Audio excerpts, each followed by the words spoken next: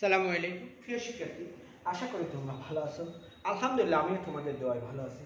আজকে আমি আমার 275 নম্বর লেকচার শুরু করতে যাচ্ছি। প্রিয় শিক্ষার্থী, আজকে 275 নম্বর লেকচারের শুরুতে তোমাদের প্রতি আহ্বান রাখবো আমার ইউটিউব চ্যানেল ফ্লাওয়ার ভিডিও চ্যানেলটি সাবস্ক্রাইব করার জন্য। ফ্লাওয়ার ভিডিও চ্যানেলটি সাবস্ক্রাইব করলে আশা করি তোমরা উপকৃত। প্রিয় শিক্ষার্থী, আজকে কাজ শক্তি ক্ষমতা অধ্যায় থেকে দুই একটি নতুন টপিক নিয়ে আলোচনা করব। আজকের আলোচনার প্রথম টপিক হচ্ছে স্প্রিং ধ্রুবক। আমরা জানি যে হুকের সূত্র অনুসারে F প্রপোর্শনাল টু -x বা F সমান kx মাইনাস থাকে কি F সমান kx। এখানে kটা ধ্রুবক ছিল, এখানে k কি ছিল? ধ্রুবক ছিল। একে বল ধ্রুবক বলা হয় বা স্প্রিং ধ্রুবক বলা হয়। এখান থেকে আমরা k সমান লিখতে পারি, দেখো এখান থেকে আমরা মাইনাসটা যদি পরিহার করি, আমি মাইনাস পরিহার করলাম, মাইনাস পরিহার করে তাহলে আমরা লিখতেছি যে k সমান f/x। এখন দেখো যদি x সমান 1 হয় তাহলে আমরা লিখতে পারি k সমান f। k সমান কত? f। তাহলে আমরা বলতেছি যে একটি স্প্রিং এর দৈর্ঘ্য একক পরিমাণ কমাতে বা বাড়াতে, একটি স্প্রিং এর দৈর্ঘ্য একক পরিমাণ সংকুচন বা প্রসারিত করতে এর দৈর্ঘ্য বরাবর সরণের বিরুদ্ধে, দেখো এখানে এই যে ঋণাত্মকের কারণে আমরা বলতে পারি সরণের বিরুদ্ধে, বা আমি এখানে যদি মাইনাসটা রেখে দিই তাহলে এখান থেকে আমরা বলতে পারি যে একক পরিমাণ স্প্রিং এর দৈর্ঘ্য সংকুচিত করতে বা প্রসারিত করতে দৈর্ঘ্য বরাবর সরণের বিরুদ্ধে যে বল প্রয়োগ করা হয় তাকে স্প্রিং ধ্রুবক বা বল ধ্রুবক বলা হয়। আবার বলতেছি, একক পরিমাণ স্প্রিং এর একক পরিমাণ সংকুচিত বা প্রসারিত করতে স্প্রিং এর দৈর্ঘ্য বরাবর সরণের বিপরীত দিকে বিরুদ্ধে যে পরিমাণ বল প্রয়োগ করা হয় তাকে বল ধ্রুবক বা স্প্রিং ধ্রুবক বলা হয়। একে k দ্বারা প্রকাশ করা হয়। দেখো এটি স্প্রিং এর উপাদানের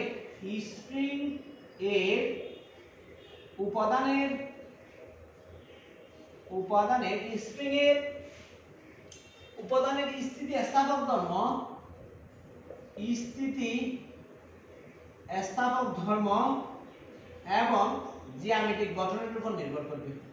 জ্যামিতিক গঠনের উপর নির্ভর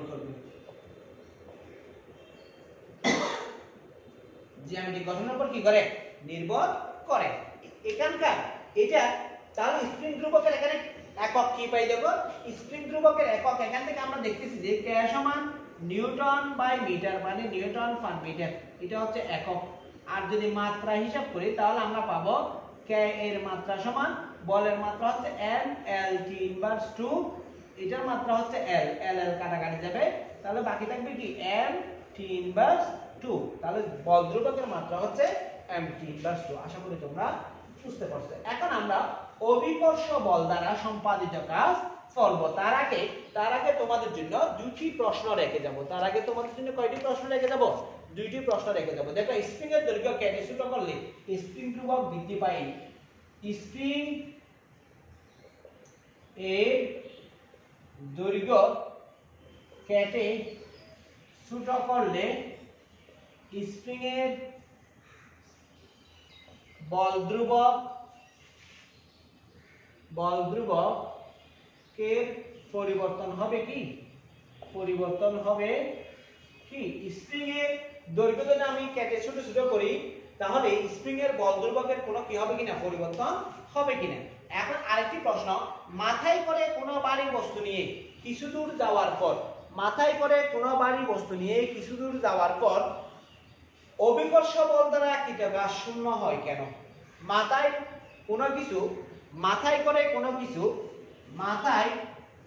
করে কোনো বোঝা নিয়ে কিছু দূর যাওয়ার পরও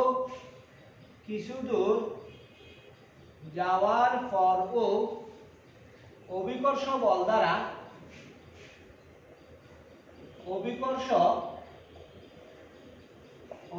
বল দ্বারা কৃতকাজ শূন্য হয় কেন? এটা তো এই দুটো তোমাদের জন্য প্রশ্ন। আমরা এই দুটো প্রশ্ন এগুলি তোমরা কি করবা? সলভ করবা। আমরা এখন অভিকর্ষ বল দ্বারা সম্পাদিত কাজ পরিমাপ করবে। দেখো আমরা অভিকর্ষ বল মানে বলছিলাম যে পৃথিবী এবং অন্য কোনো বস্তুর মধ্যে যে আকর্ষণ বল, সেই আকর্ষণ বলকে বলা হয় অভিকর্ষ বল। দেখো বিজ্ঞানী স্যার আইজ্যাক নিউটন এই অভিকর্ষ বলটা কি করছিলেন, বিবৃতি বা আবিষ্কার করেছিলেন, বিবৃতি করেছিলেন বা আবিষ্কার করেছিলেন। তিনি দেখাইছিলেন যে অভিকর্ষ বল বা মহাকর্ষ বল বস্তুদ্বয়ের মধ্যবর্তী দূরত্বের বর্গের ব্যস্তানুপাতিক, বস্তুদ্বয়ের ভরের গুণফলের সমানুপাতিক। বস্তুদ্বয়ের ভরের গুণফলের কি আনুপাতিক? সমানুপাতিক। আবার বলতেছি, অভিকর্ষ বল বা মহাকর্ষ বল বস্তুদ্বয়ের ভরের গুণফলের সমানুপাতিক এবং বস্তুদ্বয়ের মধ্যবর্তী দূরত্বের বর্গের ব্যস্তানুপাতিক। এখন আমরা মহাকর্ষ বল দ্বারা কৃত কাজ হিসাব করব। মহাকর্ষ বল দ্বারা কৃত কাজ, মহাকর্ষ বল দ্বারা কৃত কাজ। দেখো প্রিয় শিক্ষার্থী, এম্বলের কোন একটি বস্তু, মনে করলাম ক্যাপিটাল এম্বলের কোন একটি বস্তু হতে স্মল আর দূরত্বে স্মল এম্বলের কোন একটি বস্তু রাখলাম। আবার বলতেছি, ক্যাপিটাল এম্বলের কোন বস্তু হতে আর স্মল আর দূরত্বে কি স্মল এম্বলের আরেকটি বস্তু রাখলাম। এই দুটি বস্তুর মধ্যে আকর্ষণ বল যদি F হয়, F সমান আমরা লিখতে পারি capital G capital M small m by r square. এটা কি সমীকরণ 1 দিলাম। r স্কয়ার লিখতে পারি কিনা? এখানে ক্যাপিটাল G হচ্ছে মহাকর্ষীয় ধ্রুবক এবং স্মল m হচ্ছে ক্ষুদ্র একটি বস্তু, স্মল m হচ্ছে ক্ষুদ্র একটি বস্তুর ভর। এখন দেখো এম্বলের বস্তুটির সরণ, এম্বলের বস্তুটিকে যদি আমি ক্ষুদ্র দূরত্ব dr সরাই, ক্ষুদ্র দূরত্ব কি আর সরাই? dr সরাই, ক্ষুদ্র দূরত্ব dr সরাই, সেই ক্ষেত্রে কৃত কাজ হবে, সেই ক্ষেত্রে কৃত কাজ সমান হবে dw। আবার বলতেছি, এম্বলের বস্তুটাকে মনে করলাম ক্যাপিটাল এম্বলের বস্তু a বিন্দুতে ছিল, স্মল এম্বলের বস্তু b বিন্দুতে ছিল। এখন এই স্মল এম্বলের বস্তুটাকে dr দূরত্ব সরিয়ে d বিন্দুতে আনলাম। তাহলে dr দূরত্ব সরানোর কারণে কৃত কাজ কি হবে? ক্ষুদ্র হবে। তাহলে ক্ষুদ্র কাজ যদি dw হয়, তাহলে dw সমান লিখতে পারি f dr। f কি আর? dr। এখন দেখো আমি এখন যেহেতু এদেরকে একটি নির্দিষ্ট দিকে কি করছে? সরিয়েছি। বল যেদিকে প্রয়োগ করছি সরানো ঠিক সেদিকে করছে। সেই ক্ষেত্রে বল যেদিকে প্রয়োগ করছি সরানো কোন দিকে করছে? সেদিকে ঘটছে। সেই কারণে আমরা লিখতে পারি dw সমান f dr। এখন থেকে f এর মান হচ্ছে capital G capital M small m by r square dr। r square কি আর? dr। প্রিয় শিক্ষার্থী, আশা করি বুঝতে পারছো। এখন দেখো বস্তুটিকে যদি আমি বি বিন্দু থেকে, দেখো বস্তুটিকে যদি আমি কোথা থেকে, বস্তুটিকে যদি দেখো প্রিয় শিক্ষার্থী, এখানে a থেকে b পর্যন্ত দূরত্ব ছিল, a থেকে b পর্যন্ত দূরত্ব ছিল r। এখন মনে করলাম এই a থেকে b এর মাঝখানে কোন একটা বিন্দু মনে করলাম d, কোন একটা বিন্দু কি মনে করলাম? d। এই b a থেকে d এর দূরত্ব মনে করলাম r1, a থেকে d এর দূরত্ব মনে করলাম কি? r1। এখন বস্তুটিকে যদি দেখো, বস্তুটিকে আমি ক্ষুদ্র দূরত্ব সরাইতে গেলে টোটাল কাজ পেয়েছিলাম কি? dw সমান g capital M small m by r square into dr। এখন বস্তুটিকে এই d বিন্দু থেকে সরিয়ে, এই d বিন্দুর দূরত্ব ছিল r1, এই r1 বিন্দু থেকে সরিয়ে দেখো আমি e বিন্দুতে আনবো। কোন বিন্দুতে আনবো? e বিন্দুতে আনবো। দেখো e বিন্দুর দূরত্ব হচ্ছে r2, e বিন্দুর দূরত্ব হচ্ছে কি? 2 r2। তাহলে r1 দূরত্ব থেকে সরিয়ে যদি r2 দূরত্বে নিয়ে আসি, সেই ক্ষেত্রে কৃত কাজ কত হবে সেটা আমরা বের করব। দেখো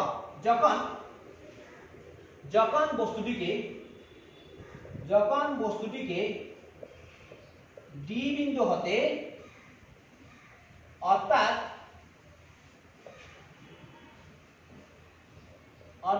r1 দূরত্ব হতে সরিয়ে, r1 দূরত্ব হতে সরিয়ে e বিন্দুতে বা r2 দূরত্বে নিয়ে যাওয়া হয়,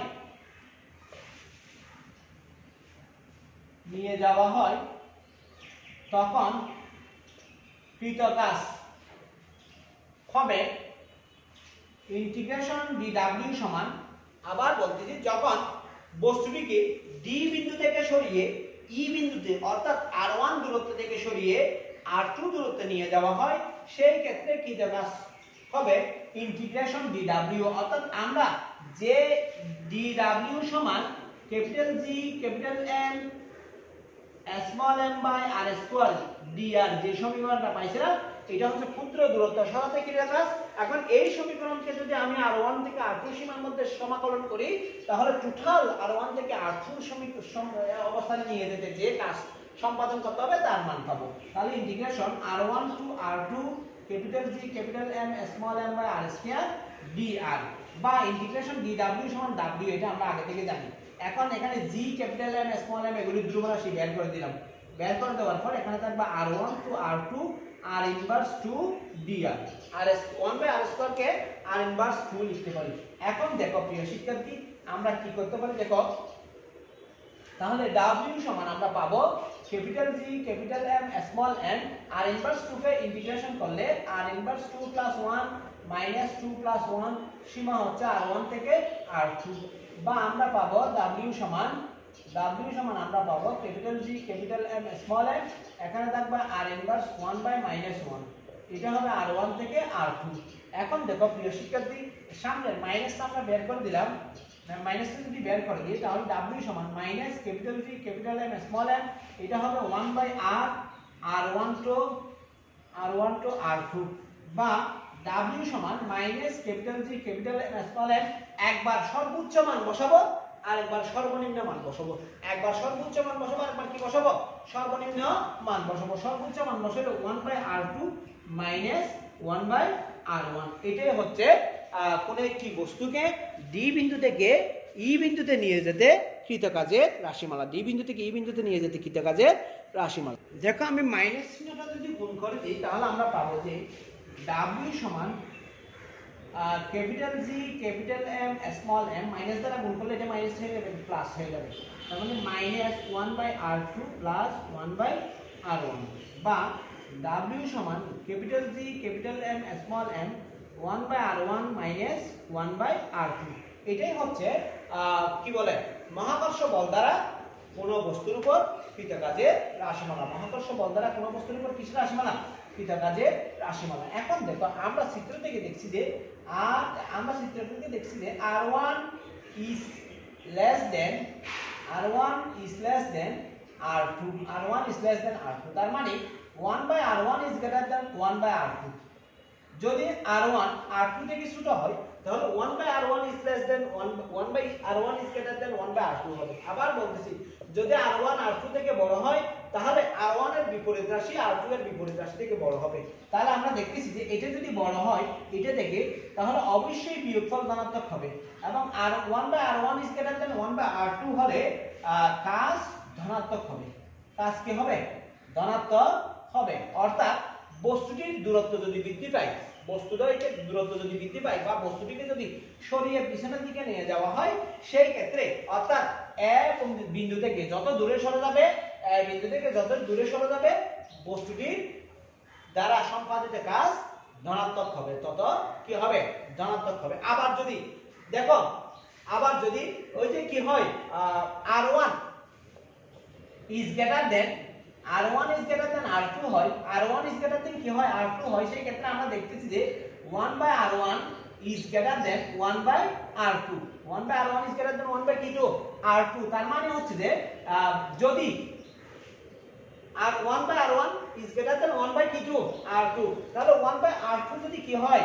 বড় হয়ে যায়, তাহলে আমরা দেখতে পাচ্ছি যে এখানে অবশ্যই মানটা কি আসবে? ঋণাত্মক মান আসবে, অর্থাৎ কাজ ঋণাত্মক হবে। কাজ কি হবে? ঋণাত্মক হবে। এবং দেখা যাবে যে বস্তুটিকে যদি এ বিন্দুর কাছে নিয়ে আসা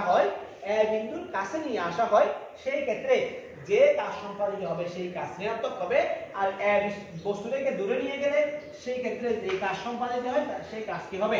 ঋণাত্মক কাজ হবে। এখন আমরা একটি গাণিতিক সমস্যার সমাধান করার চেষ্টা করব, ইজি একটা গাণিতিক সমস্যার সমাধানের চেষ্টা করব। দেখো প্রিয় শিক্ষার্থী, কোন পৃথিবী সূর্যের চারিদিকে উপবৃত্তাকার কক্ষপথে, দেখো পৃথিবী সূর্যের চারিদিকে উপবৃত্তাকার কক্ষপথে পরিভ্রমণের সময় সূর্য থেকে এর নিকটতম দূরত্ব 1.4 7 into 10 to the power 15 10 to the power 14 metre এবং দূরতম দূরত্ব 1.52 into 10 to the power 14 metre. পৃথিবীকে নিকটতম দূরত্ব হতে দূরতম দূরত্ব সরাতে সূর্যের মহাকর্ষ বলের বিরুদ্ধে কি পরিমাণ কাজ করতে হবে? দেখো, এই যে একটি উপবৃত্তাকার কক্ষপথে সূর্যকে কেন্দ্র করে পৃথিবী ঘূর্ণায়মান অবস্থায় আছে। এটা মনে করো সূর্য। দেখো, এই যে সূর্যে এখানে মনে করো এটা সূর্য, দেখে এখানে পৃথিবী অবস্থান করতেছে, এটাকে নিকটতম দূরত্ব r লিখলাম এবং এটাকে দূরতম দূরত্ব r2 লিখলাম। এই যে এখানে r1 সমান আমাদের দেয়া আছে 1.47 into 10 to the power 14 metre. r2 সমান আমাদের দেয়া আছে 1.52 into 10 to the power 14 metre. ঠিক আছে কিনা? এবং আমরা ক্যাপিটাল G মহাকর্ষীয় ধ্রুবক সমান জানি 6.67। মহাকর্ষীয় ধ্রুবক সমান আমরা জানি যে 6.67 into 10 inverse 11 newton metre square per KG square. Newton metre square কি স্কয়ার? Per KG square. আর কি কি লাগবে? দেখো, আমাদের পৃথিবীর ভর লাগবে। কার ভর লাগবে? পৃথিবীর ভর। পৃথিবীর ভর ক্যাপিটাল M সমান হচ্ছে 6 into 10 to the power 24 KG. পৃথিবীর ভর 6 into 10 to the power 24 KG. পৃথিবীর ভর কত? 6 into 10 to the power 24 KG. এরপরে পৃথিবীর ভরকে আমি স্মল m দিয়ে প্রকাশ করলাম। পৃথিবীর ভর এখানে লিখতে হবে পৃথিবীর ভর স্মল m এবং সূর্যের ভর সূর্যের ভর দেয়া নাই, সূর্যের ভরকে ক্যাপিটাল M দিয়ে প্রকাশ করলাম 2 into 10 to the power 30 KG. 2 into 10 to the power কত কেজি? 30 কেজি। সূর্যের ভর হচ্ছে 2 into 10 to the power 30 KG. এখন আমরা জানি যে কৃতাকার যদি W হয়, W সমান আমরা জানি যে capital G capital M small m into 1/r1 minus 1/r2। এখন দেখো প্রিয় শিক্ষার্থী, এখানে মানগুলি যদি বসাই, G সমান ছিল 6.67 into 10 inverse 11, ক্যাপিটাল M এর মান ছিল 2 into 10 to the power 30 into small m এর মান ছিল 6 into 10 to the power 24। দেখো 1/r1 1.47 into 10 to the power 14 minus 1/1.52 into 10 to the power 14। এটাই দেয়া আছে আমাদের। এখন এটাকে ক্যালকুলেশন করলে আমরা টোটাল মানটা পেয়ে যাব। দেখো টোটাল মানটা আমরা কি পাই, তাহলে আমরা একটু ক্যালকুলেট করি। আমরা প্রথমে এই মানগুলি ক্যালকুলেট করি। 6.67 into 10 to the power 11 into 2 into 10 to the power 30, 2 into 10 to the power 30 into 6 into 10 to the power 24। তাহলে আমরা এটা সমান পাবো 8.004 into 10 to the power 24 পেলাম। এখন এখানে মানটা কত আসে একটু দেখি। এখানে আমি ডাইরেক্টলি বের করব। দেখো 1/1.47 into 10 to the power 14 minus 1/1.52 into 10 to the power 14। তাহলে আসবে 2.237 into 10 inverse 16। 10 inverse কত? 16। এখন দেখো টোটাল ক্যালকুলেট করলে কত পাবো? তাহলে আমরা পাচ্ছি into 8